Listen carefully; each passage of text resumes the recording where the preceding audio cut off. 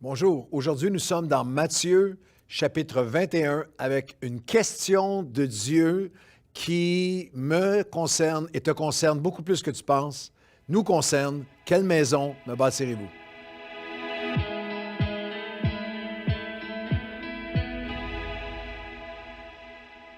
Bonjour à tous et bienvenue à votre café matinal. Nous sommes dans l'Évangile de Matthieu, chapitre 21. Si vous en avez manqué quelques-uns, eh bien, chaque chapitre de l'Évangile de Matthieu est déjà en ligne, un café matinal par chapitre, et on va traverser ainsi les 4 évangiles. Et dans Matthieu 21, nous allons voir la réponse à une question que Dieu pose à travers toute la Bible, de l'Ancien au Nouveau Testament, de 1er Roi 8, et c'est repris dans les Actes des Apôtres par Étienne dans Acte 7, où il pose la question que dans son grand discours alors qu'il voit Dieu face à face, avant la lapidation, c'est un moment où il est en osmose avec le ciel, il est connecté au ciel direct et fait référence dans son message à cette question du ciel, où Dieu demande « Quelle maison me bâtirez-vous? » Et lorsque Dieu pose cette question, il n'est pas dans l'immobilier. Dieu ne fait jamais référence même à le côté extérieur, à un temple, dans l'Ancien Testament, ou à une église physique, à un bâtiment, ni à des structures religieuses, légalistes ou rituelles. Lorsque Dieu parle de la maison, quelle maison me bâtirez-vous? Quelle maison me bâtiras-tu? Il parle d'une maison qui est spirituelle, de caractéristiques, d'une passion, de priorité, selon sa parole, selon son cœur, ses valeurs, une poursuite de sa volonté. Quel témoignage vas-tu me bâtir? Quelle maison vas-tu me bâtir? Ça parle aussi de son royaume. Quel royaume de Dieu, quelle maison pour Dieu allez-vous me bâtir dans votre famille, dans votre ville, dans notre village, dans notre nation? Dans les nations, dans notre francophonie ensemble. Et c'est aussi une question très personnelle. Quelle maison me bâtiras-tu? Quelle maison me bâtirez-vous? Parle aussi, quel temple vas-tu me bâtir? Parle aussi de nos vies. Parce que l'apôtre Paul dira, il n'habite plus dans des maisons, dans des lieux qui sont faits par la main des hommes. 1 Corinthiens 3, 16. Ne savez-vous pas que vous êtes le temple du Saint-Esprit. Vous êtes la maison de Dieu. Vous êtes l'habitation de Dieu. Et là, ça prend toute une perspective, ça prend toute une note, une connotation, une responsabilité très personnelle. Quelle maison quelle maison suis-je en train de bâtir pour Dieu? Quelle maison ma vie représente-t-elle pour lui? Quel témoignage pour lui? Quelle maison me bâtirez-vous? Le temple n'est pas le lieu physique.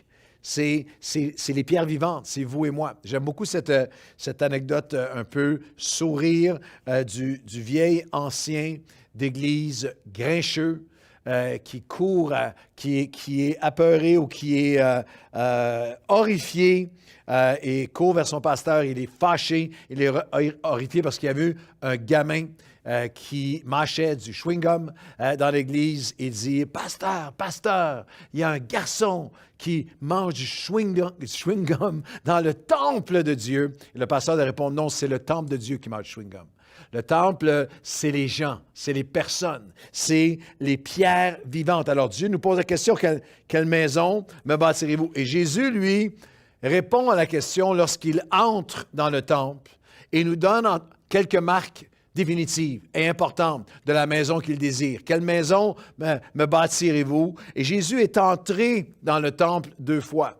Il l'a fait au début de son ministère et il l'a fait à la fin. On le retrouve dans Jean chapitre 2, où il a chassé les voleurs du temple. Il a fait le fouet, a chassé les voleurs du temple. Et on le retrouve dans notre texte d'aujourd'hui, dans Matthieu 21. Et là, il est à la fin de son ministère. Il y a un message là-dedans pour toi et pour moi.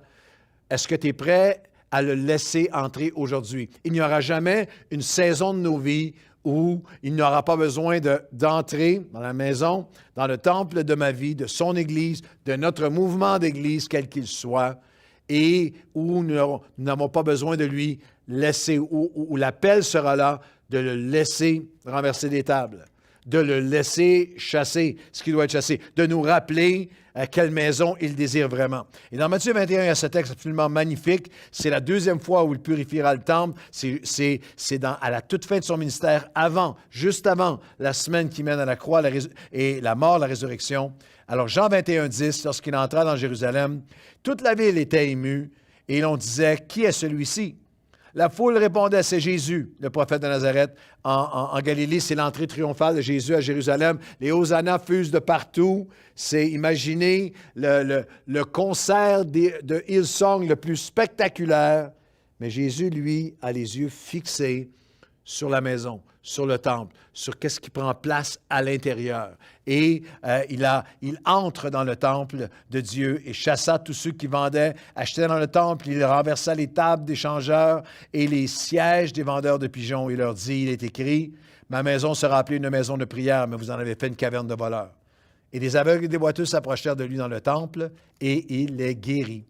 Et les principaux sacrificateurs et les scribes furent indignés à la vue des choses merveilleuses qu'il avait faites, et des enfants qui criaient dans le temple, « Hosanna au Fils de David. » Jésus nous rappelle que nous avons simplement trois notions très simples, mais tellement profondes et puissantes, que la maison qu'il désire que nous bâtissions, qu'il désire que nous le laissions bâtir en nous, la maison selon son cœur, devra toujours être une maison de prière. Ma maison sera appelée une maison de prière. Le théologien Jean Calvin a écrit de connaître Dieu comme le maître et celui qui désire pourvoir et distribuer tout ce qui est bon, toutes ces plénitudes, toutes les bonnes choses, toutes ces bénédictions, et qui nous invite à aller lui demander et de ne pas aller à lui et d'aussi peu profit qu'un homme qui négligerait ou ignorerait un trésor enfoui dans le sol après qu'on lui eut indiqué où le trouver et qu'il avait la carte le conduisant à toutes les richesses. Jésus dit la carte, c'est qui nous conduit au trésor, c'est la prière. Jésus nous a donné la carte, c'est la prière. Sans la prière, nous ne sommes qu'un figuier avec du feuillage et aucun fruit. C'est l'anecdote suivante, c'est l'événement immédiatement après « Ma maison sera appelée une maison de prière ». Le matin, en retournant à la ville, toujours dans Matthieu 21, Jésus eut faim et voyant un figuier sur le chemin, il s'en approcha, mais n'y trouva que des feuilles. Il lui dit que jamais fruit ne naisse de toi. Et à l'instant, le figuier sécha. Et les disciples qui virent cela furent étonnés de dire « Comment ce figuier est-il devenu sec en un instant ?»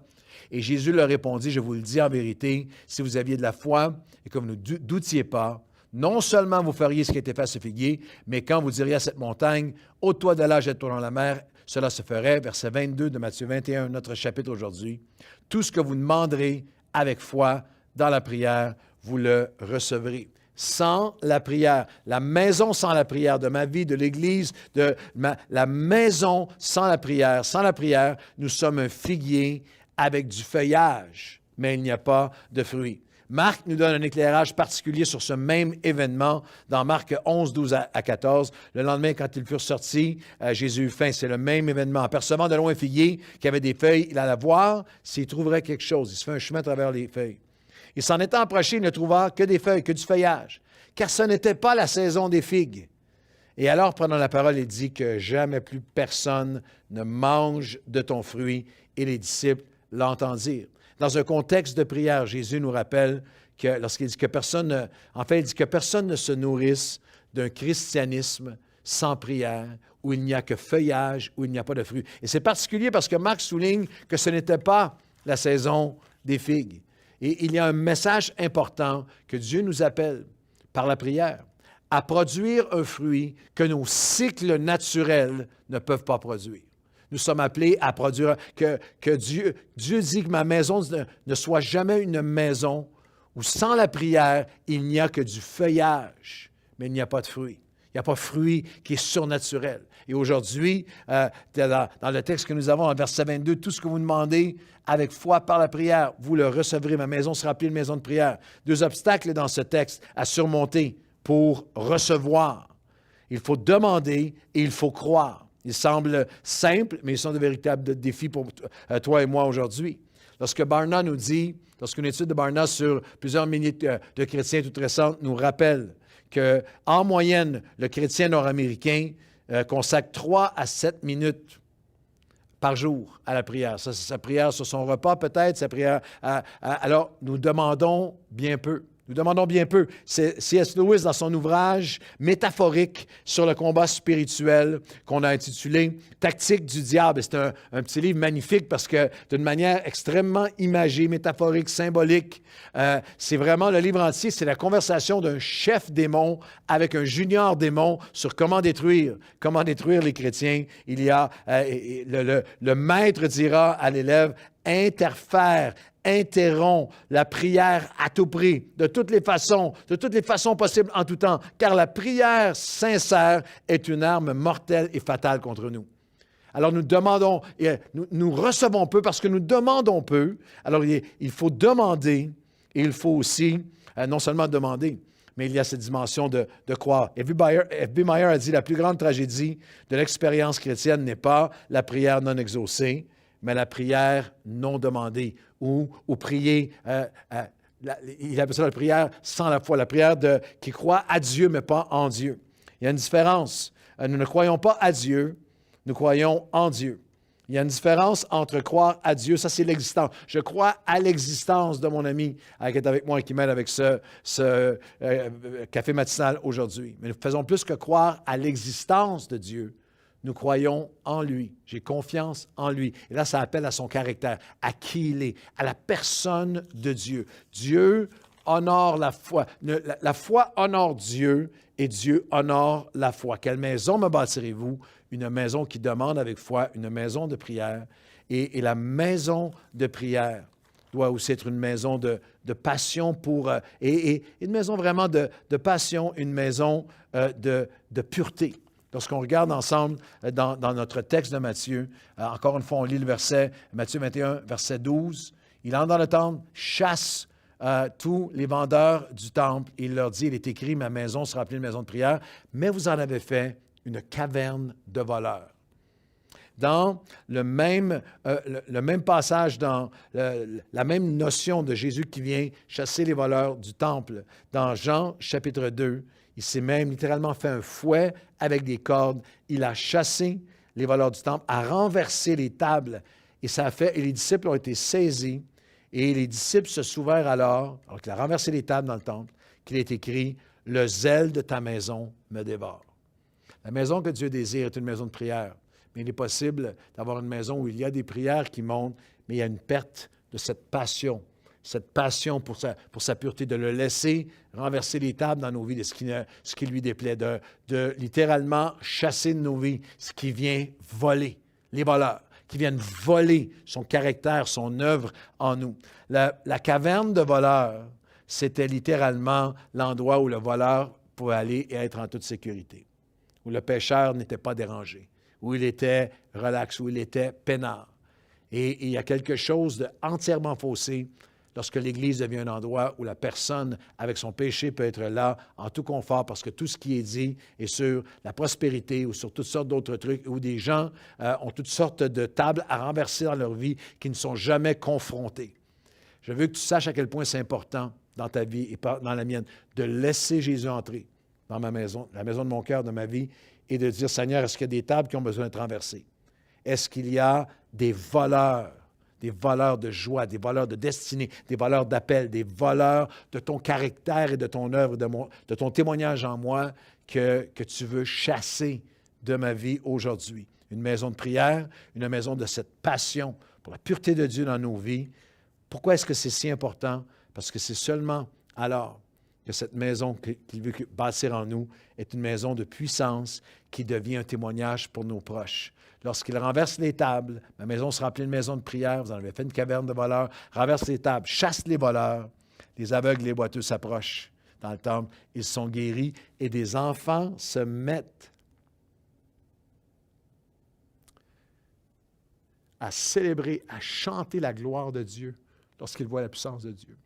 Moi, ça me percute énormément la pensée. Quelle maison est-ce que nous offrons à nos enfants? Est-ce que vous offrez une église remplie de de conflits, de déchirements, de jalousie, de petitesse, d'hommerie à des enfants qui grandissent là-dedans avec une image tellement loin et réduite de Dieu. Quelle maison offres-tu chez toi? Quelle maison offrons-nous en tant qu'Église à nos enfants? Je veux te demander de prier avec moi, sincèrement, et dire, Seigneur, entre dans le temple de mon cœur à nouveau. Entre dans le temple de ma maison aujourd'hui. Fais de ma maison, de mon cœur, de ma vie, une maison de prière où je vais non seulement croire à toi, mais en toi et demander et croire. Je ne veux pas être un figuier avec plein de feuillages, de choses extérieures, mais il n'y a plus de fruits surnaturels.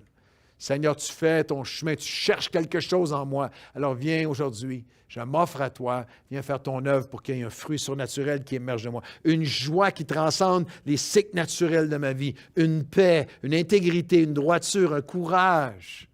Seigneur, viens alors que j'appelle à toi, faire produire ce fruit que seulement ma communion avec toi peut produire. Seigneur, je te laisse entrer. Je ne veux pas que ma vie soit une caverne de voleurs. Je ne veux pas laisser les voleurs de vie faire leur œuvre en moi. Viens renverser les tables qui doivent être renversées en moi, afin que nous puissions tous ensemble, qu'une génération de nos proches et des petits qui sont autour de nous puissent grandir en voyant en nous ta puissance, ta gloire, ta manifestation de ton amour et de ta main qui guérit aujourd'hui. Quelle maison me bâtirez-vous? Tu nous le demandes et nous disons, Seigneur, nous voulons bâtir une maison de prière, de passion pour ta présence, une maison où tu manifestes ta puissance et ta gloire et où nos enfants chantent et découvrent de jour en jour toute la grandeur et célèbrent tes louanges. Au nom de Jésus, Amen et Amen. Bonne journée à tous.